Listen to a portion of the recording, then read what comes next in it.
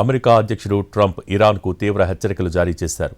కాల్పుల విరమణ ఒప్పందాన్ని ఉల్లంఘిస్తూ ఇరాన్ దళాలు వాణిజ్య నౌకలపై, మిలిటరీ స్థావరాలపై దాడులకు పాల్పడినందుకు తీవ్ర పరిణామాలు ఉంటాయని స్పష్టం చేశారు. ఇకపై తాము ఎంతమాత్రం ఓపికగా ఉండలేమన్నారు. మరోసారి చిన్న తప్పు చేసినా సరే సైనిక చర్య తప్పదన్నారు Trump. Islamic Republic of Iran ఉనికినే కోల్పోతుందని తీవ్ర స్థాయిలో వార్నింగ్ ఇచ్చారు.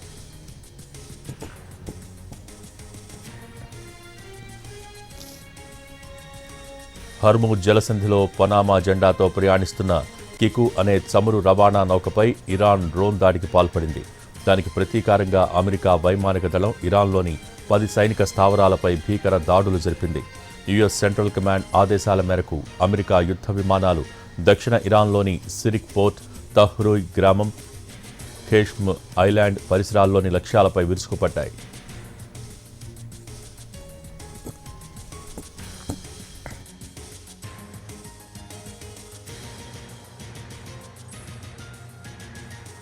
అమెరికా దాడులను ఒప్పంద ఉల్లంఘనగా ఐఆర్జీసీ పేర్కొంది. యుఎస్ దాడులకు బదులుగా కువైట్, బహ్రెయిన్లోని అమెరికా సైనిక స్థావరాలను లక్ష్యంగా చేసుకుని క్షిపణులు, డ్రోన్లతో దాడులు చేసింది.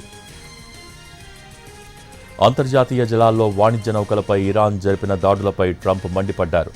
ఒప్పందాన్ని పదే పదే ఉల్లంఘించే అత్యంత మూర్ఖపు చర్యగా అభివర్ణించారు. ఇరాన్ చర్యలకు ప్రతిచర్యగానే తాము వారి క్షిపణి, డ్రోన్ నిల్వ కేంద్రాలు, రాడార్ వ్యవస్థలపై వైమానిక దాడులకు ఆదేశించినట్టు ట్రంప్ స్పష్టం చేశారు.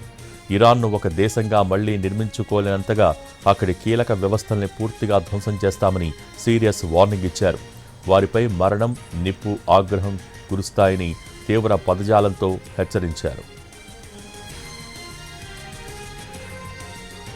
అమెరికా, ఇరాన్ మధ్య దౌత్యపరమైన శాంతి చర్చలు ఒకవైపు జరుగుతున్నప్పటికీ ట్రంప్ ఇచ్చిన ఈ తాజా హెచ్చరికలు పశ్చిమాసియాలో ఏ క్షణమైనా పూర్తిస్థాయి యుద్ధం సంభవించవచ్చనే ఆందోళనల్ని పెంచుతున్నాయి.